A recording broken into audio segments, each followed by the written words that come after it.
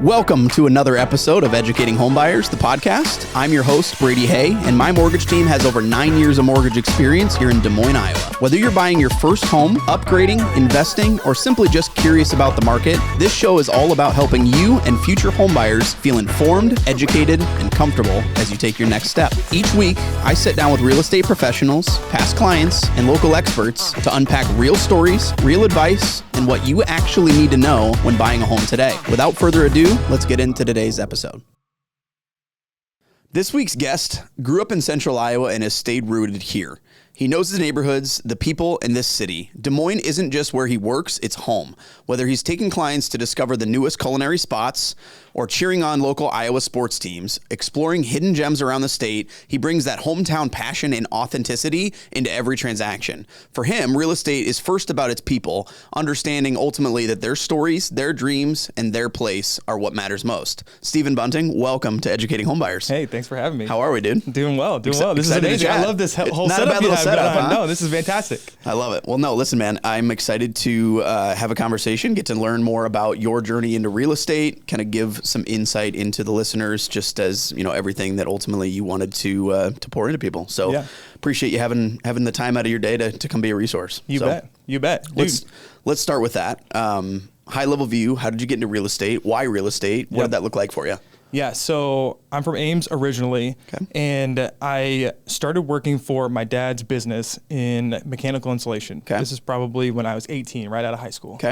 And I had a buddy of mine, and on the side of my full-time job, we actually bought some fourplexes in West Ames, and that's what kind of spurred my whole love of real estate. Got it. Now, at that time, I thought maybe more investing and things like that would be something that I'd be interested in because I had a full-time job. So I kind of was thinking part-time on the side, a little bit of cash on the side, things like that. But I had a buddy from high school that had an awesome team here in Ankeny, and he reached out, and he was kind of the last person that I talked to about a potential career change. And he swayed me to jump on his team. Love it. And that's how I got started on everything. So, hell yeah. And it's been good. So you have a little bit of experience on the ownership side, right, with the multifamily, but then also now have become a full-time, full-service realtor. And how long have you been doing that? So I'm going to be coming up on 5 years in April. So just over 4.5 years already, which has been super fast. I mean, these are like some of the fastest years that'll go by. Well, you started what? This is 2025. So you would have started right in the heat of COVID. Right in the middle of COVID. I think when I first jumped in, there was probably 1,300 homes on the market. Got it. And so we thought we were hotshot realtors at the very beginning. My first listing was off Polk Boulevard, just south of 235 in Grand. Great neighborhood. 18 showings, 3 offers on the very first Easy house. Career, isn't it? And I thought, man, I'm going to be great at this. This is the business for me. So how has your perspective of that changed in the last 5 years? Like what, and maybe it hasn't, but I'd be curious to hear like what's different now from your perspective of when you first got into the industry versus now being an agent after 5 years of experience. Yeah, I think one of the biggest things has been honing in your skills. And I think when it comes to, you know, at the beginning, it's easy when you have 13 people trying to show your listing and jump in there and get it done. But I think the strategy side changes, and making sure that you're educating people properly and giving them the knowledge that they need to make the right decisions is the biggest thing that has changed since that time. It was too easy at the beginning, and I don't think people understood, especially new agents like myself. We didn't really understand how good we had it at the beginning. And so that changes a lot over time when you start getting into more and more situations where, you know, your expertise is coming into play. So what are some things that you've changed or implemented with your process since then, you know, to make sure that your clients are better served? Yeah. So one of the things that I learned very early on, and this was from my team lead at the time, and his biggest thing was just making sure that you are educating people, not selling people. That was huge. That's almost like a mind shift that you have to get behind to make sure that you're constantly thinking about things in a way of, hey, I want to make sure that people are educated properly when buying and selling homes. And I think that was probably one of the biggest things that we really tried to hone in on. Once people are educated and they know how to make the decisions, once you come up to these things, you know what I mean, you can get people rocking and rolling pretty quick. So, and we actually, I mean, obviously it's the name of the podcast, so it gets brought up a lot, but like, what are some things, I guess, specifically that you make sure that you focus on, I guess, from an education standpoint? Are there any things that stand out to you that like you really try to make sure that you help them understand? So I'll use an example from this week. I had a first-time home buyer, and they reached out and said, hey, we got referred to you from a friend, which is always awesome. And so you're working with a friend of a friend, so it's someone that we know. And, you know, these guys live an hour and a half away. And so they basically went into an open house. They fell in love with the house that they really liked. But they brought me in on the back end. And so I was like, okay, you know, we got to make sure that you guys are educated properly on the whole buying process. Has anybody sat down with you and actually walked you through step by step what it looks like to buy a home and all the terms and all of the mumbo jumbo that people don't pay attention to? That way you don't get caught down the road in some kind of a problem or, you know, unforeseen issue.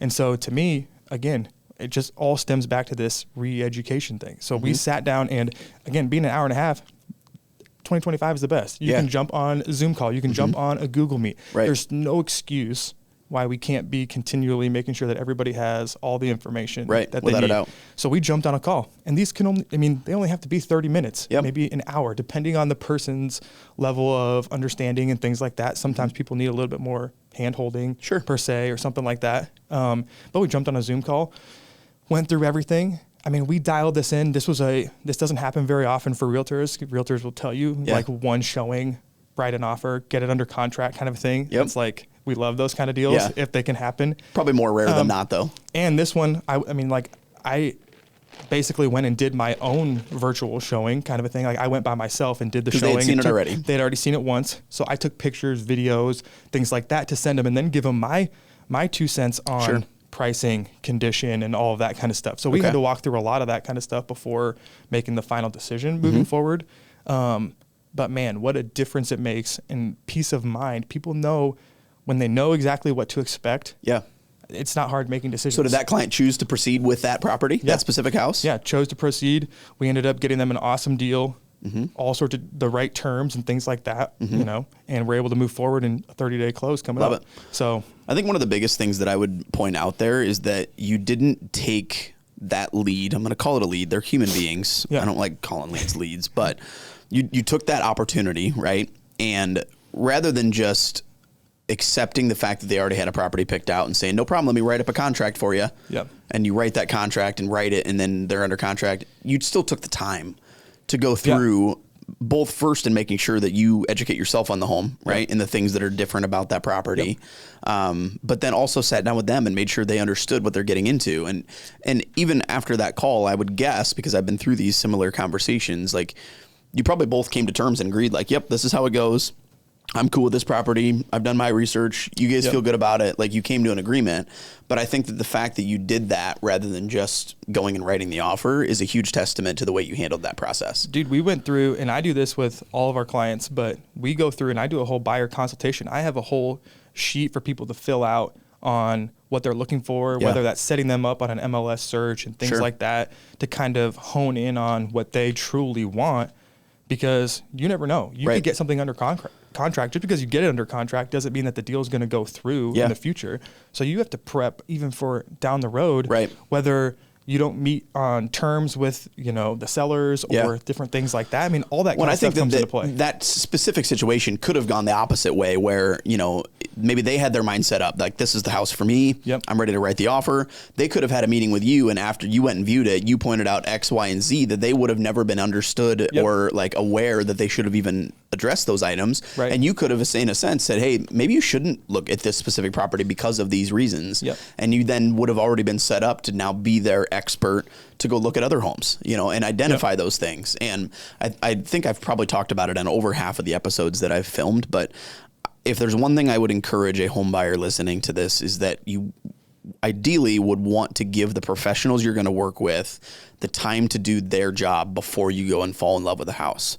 And the reason why is because we may identify certain goals of yours before you find the right house. Now, I'm not saying that we don't want to work with somebody who, you know, has a house picked out already. Like we can help navigate that. That's honestly fantastic for us. Like it is easier work, but we find that the more due diligence we can do to dive deeper into your goals up front, the better of an experience it's going to be, the better of an idea we can have into what they're looking for.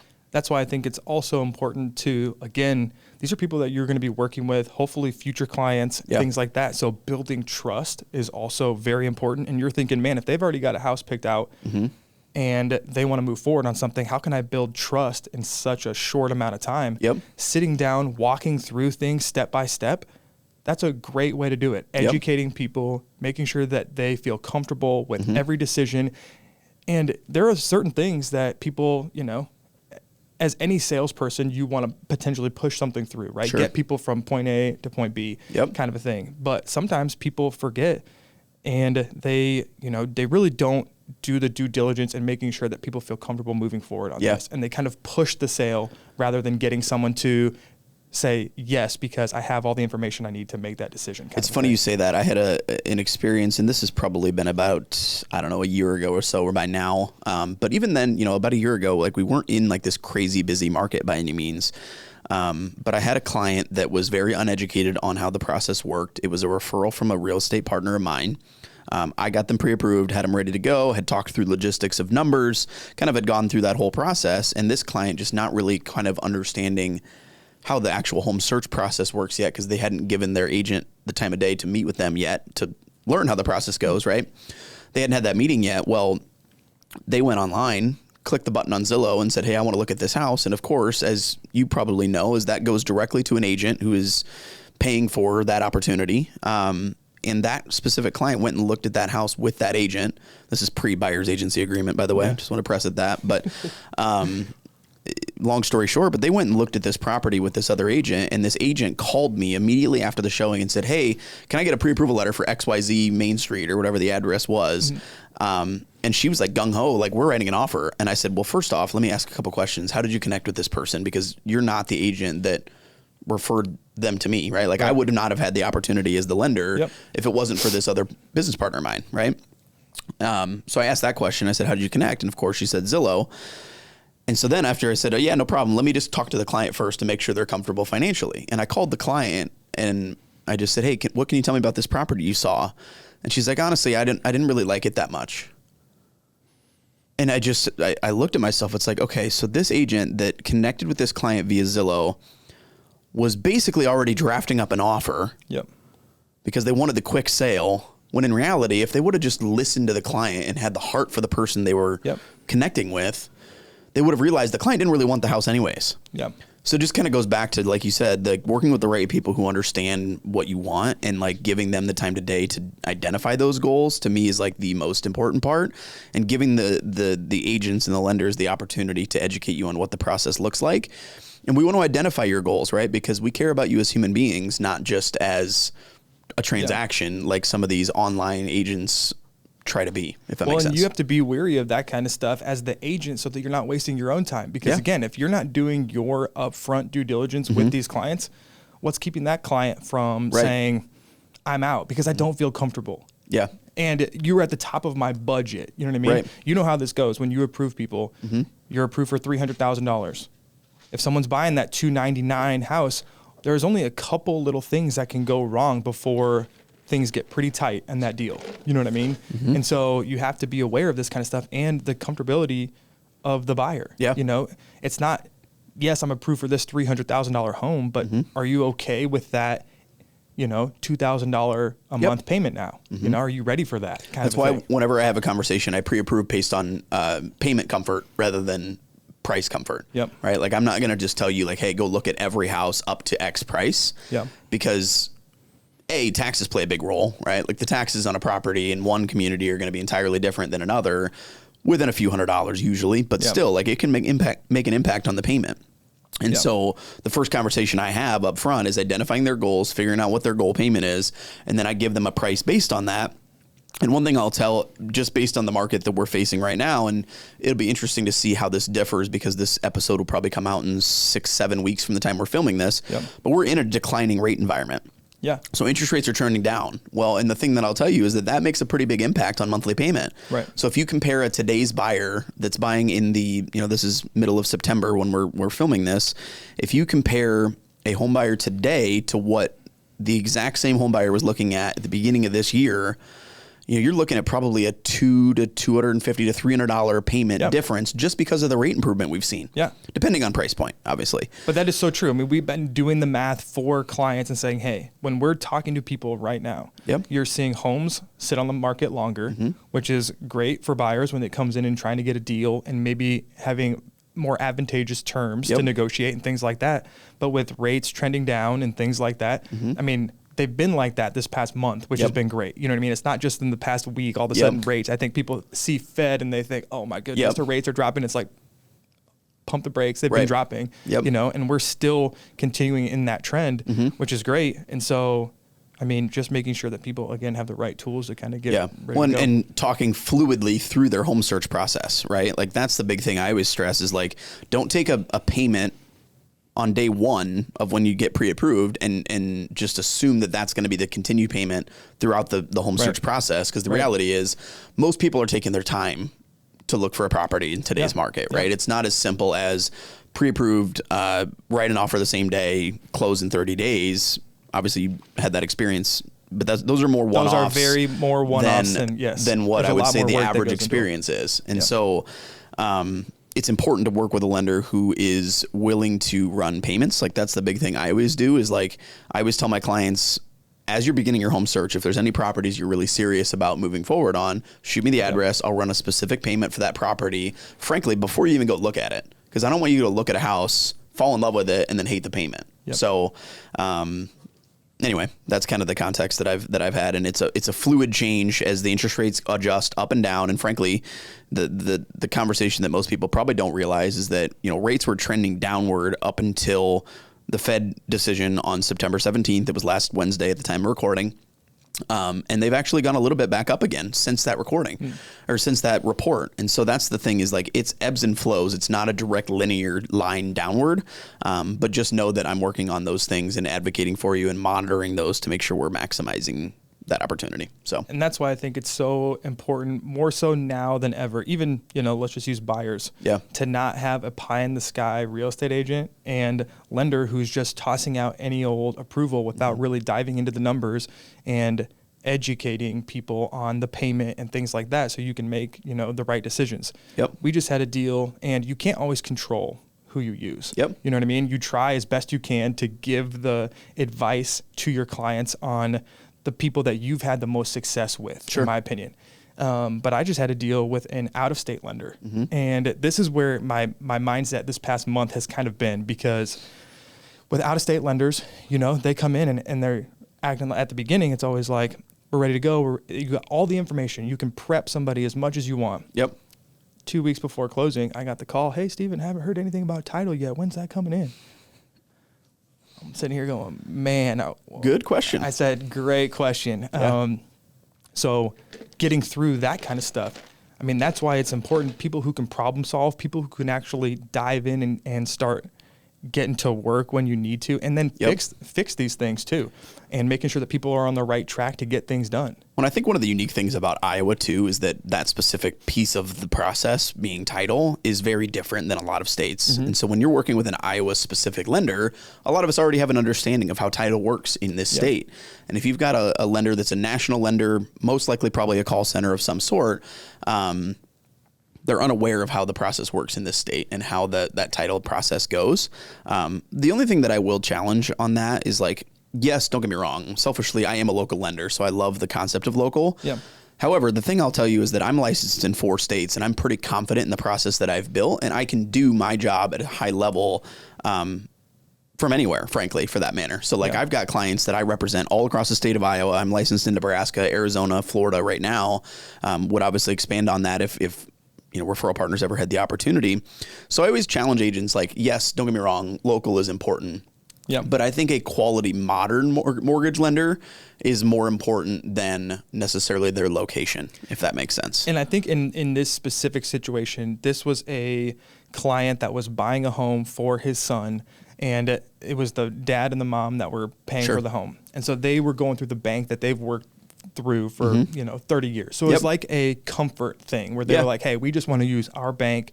And so you can try to, again, give, you know, advice on potential people who could do a great job. But at the end of the day, you know, we're at the will of the buyer in that stance. And so in this case specifically, it was just a young guy who, again, you know, is working a 9 to 5 and could barely get a hold of him. I mean, he went on vacation 3 days before closing. You know what I mean? Things like that. It's not the end of the world, but things that you have to work through.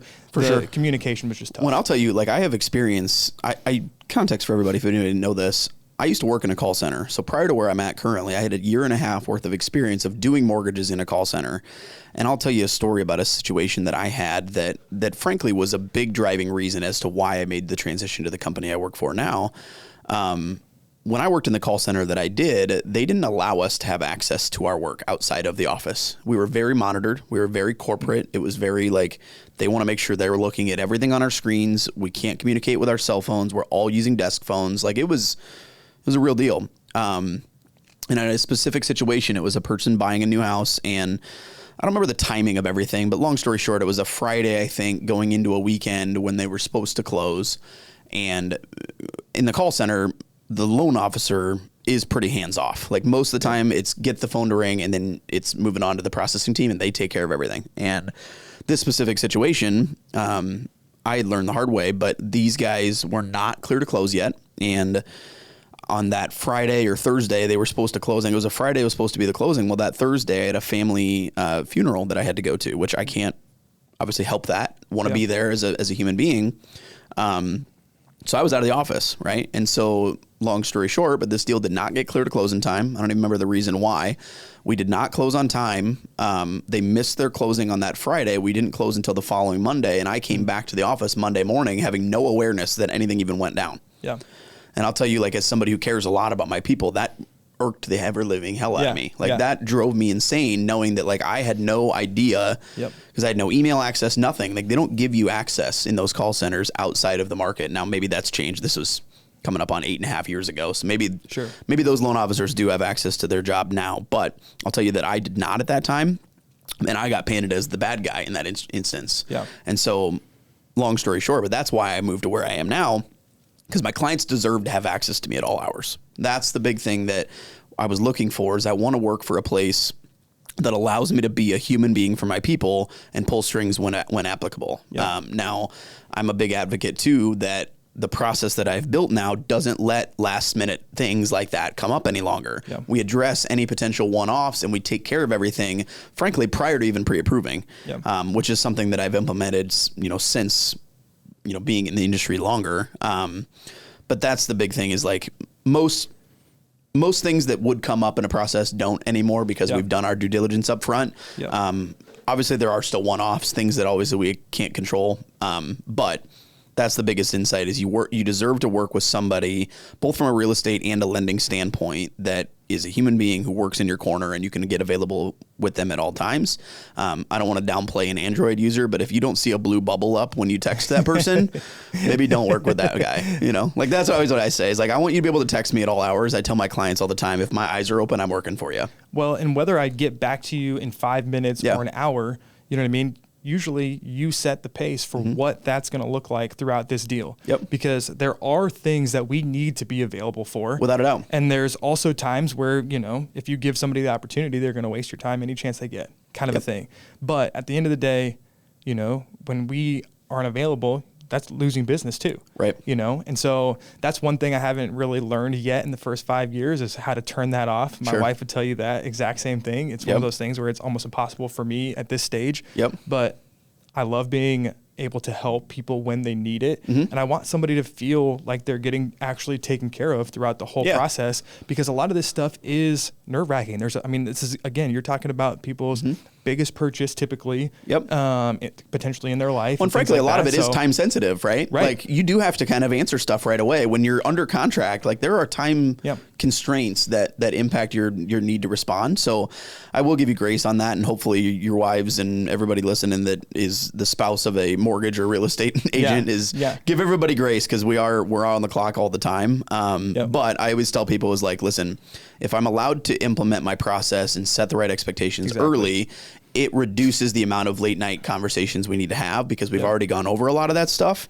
And also, like, just knocking a lot of that stuff out up front is the key to eliminating any of that stress. the most successful people that I've worked with in this business have had some of the best structure setups that I've seen to this day. People run the playbooks. You know what I mean? And so that's one thing that I took away from the very first team that I was on to the team that I'm on right now. And these guys aren't just willy-nilly out there. You know, you can set yourself up, just like you said. If I can run my process, if I can run my playbook, you're not going to run into a lot of those things anymore like you did in year one where, you know, you're still learning and you need that failure to teach you, okay, we're not doing this again. It only takes one of those for you to be like, I'm not doing this before. It just irks the crap out of you and you're sitting here going, man, I mean, I can't let that happen again kind of a thing. And so that's one thing that I've pulled away even in the, you know, past 5 years is putting that as a top priority in my personal business is setting up my structure and my SOPs and things like that, not only to save myself. I mean, I have 2 kids, one on the way, wife, you know what I mean? A life to live, things like that. The fact that, I mean, like, it was funny. We ran into each other at that golf event not too long ago, and I laughed, and it almost felt like I was on vacation or I wasn't supposed to be there on a regular day. You know what I mean? And, but you're still working even on the golf course, you know, or when you're doing something, it doesn't shut off. And so it's a blessing and a curse. But well, and that's what I always tell people too, is like, listen, the late nights, the hours, the conversations, the late meetings, whatever, those are the things that allow me to play golf during those times. And it doesn't mean I'm not working, because my phone, I have a mount on the golf cart. Like I am still working while I'm playing, which people will give me a hard time for. But it's those odd hour times and the other efforts that I put in that allow me to do that. Because like you said, people buy houses on weekends. They buy houses in the mornings, the evenings, the afternoons. We have to be on the clock at all times. And so we kind of work remotely in a sense. Like technically, I think my title is outside sales, right? Like if you look at our corporate agreements, like that's technically my job. So I view myself as like being in the field is the best use for my time. If I'm just sitting in the office 9 to 5 every single day, I'm not really doing my clients or my business partners a service. I need to be out interacting and networking with people. So, well, and secretly, I've come to love it. That's the worst part about it. Almost, you know what I mean? Where you're like, man, like I love spending time doing this. When I have free time, I used to figure out what can I do to fill my time. Now, you know, I get made fun of for just being like, okay, you're classic. My wife will send me these little memes on Instagram. I'm like, dude, this is you. It's those realtor memes of like the dad walking into the wall while he's like with his kids. You know what I mean? You're just like, yeah, that is sometimes us these days, but we love it, right? Like that's where it stems from. People, yeah, you know what I mean? It's a hobby almost. Like I tell people all the time, like whenever somebody asks me, like, what are your hobbies? Like obviously I golf, I watch football, and I work. Like my job is my hobby, but it's because I genuinely love what I get to do, and I genuinely couldn't imagine myself doing anything else. So and that's one thing that I found in the last 5 years. You know, I came from a wholesale business where we sold mechanical pipe insulation to contractors and plumbers and things like that. And so I had a sales background, but what I've loved about real estate, especially residential here in Des Moines and being from Ames and things like that, is it's universal. I can talk to anybody about it, and I can help anybody. You know what I mean? And the satisfaction that I get is one of the biggest motivators from helping somebody. Seeing somebody succeed, seeing somebody at the end closing, and kind of all that months pent up nervousness. Like, am I, you know, you got these first time home buyers and they're freaking out. They're buying their first house. They're like, am I doing this right? Am I getting a good deal? They'll call you after we get it under contract. Should I be doing this? And it's like, hey, you wear so many different hats as a real estate agent or a lender. You know what I mean? You're an educator, you're teaching people, you're, you know, walking through the processes and making sure that they feel comfortable, you know? So it's a lot, but at the end of the day, I mean, it's super rewarding. And that's I always say we sell dreams, not homes. Like we're literally helping people achieve their biggest asset and their biggest dream. It's where they're going to raise their family. They're going to create memories. Like that's, to me, the why. And I think it's been, you know, almost in 2025 more than any other year that I've been in it so far. I feel like it's being downplayed more, that American dream of owning a home. People are, you know, there's a lot of different ideas. What about renting versus buying? What, you know, is it worth it? Is it that? If you listen to Grant Cardone, he's going to tell you to, you know, just rent, man. Don't do it. And some of that kind of stuff can work for people. Like there's no wrong answer, in my opinion, but when you're able to help somebody at the end of the day get what they want and get into something that they want so that they can build the family that they can, you know, spend more time with loved ones and have somewhere to host people and do dinner and all that kind of stuff. It's great. Without a doubt. I love it. Yeah. Well, this has been super valuable. I could sit here and talk to you all day, Yeah. but this has been a great source of knowledge and information for everybody listening. Obviously, I want to give an opportunity to have you plug yourself. You can kind of give everybody an insight into where to find you, but I'll link all your stuff below as well, so people can follow you along. We'll post reels and all the good stuff from the episode. But yeah, that's great. No, I mean, like for me, you can find me on StevenBuntingRealEstate.com. I work with Mark Olson and the Olson team over in Nevada at Remax Concepts. So love it. Yep. Well, thanks for being a resource. Thanks for being a valued business partner of mine. Excited to see what the future can bring, and hopefully this will kind of drum up some activity for you. Yeah, but appreciate looking it, man. forward Thanks for having to doing this again, and appreciate you coming in, and everybody for tuning in. Thanks again for watching, and we'll see everybody next time.